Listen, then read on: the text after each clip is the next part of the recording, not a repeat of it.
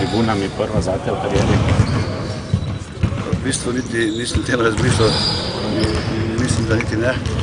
Moram se pa spomniti, mislim, da je bila kakšna. Pravim, sem že povedal, po tekmi priznam, da nekako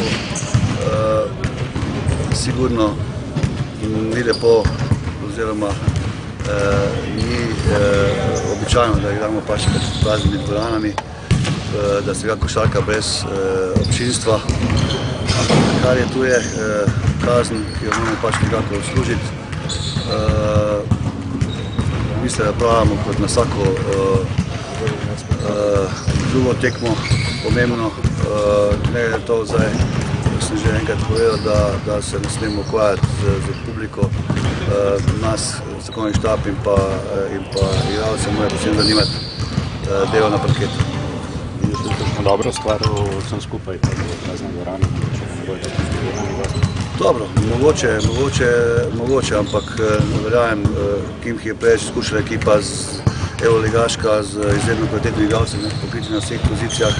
Mislim, da se tudi oni ne ukvarjajo kaj veliko z občinstvom, vajanjem se vsega, tako da pač en drugi brez kakšnega koli taktiziranja sigurno dobro pripravljeni na eni na druge in mislim, da se obetajo dobra tekma. Kakšno je stanje v Dobro, v bistvu še vedno sta out Brodnik in pa Dino Murić. Vsi ostali so zdravi, pričakujejo željno pač jutrišnjo tekmo prvo domačo. Kaj bo najtežje v sezoni? No, po moje mnenje je vseeno, da je Kimki favorit v naši skupini. Res prava ekipa, tudi po mojem favorit celotnega tekmovanja tega Ulebovga.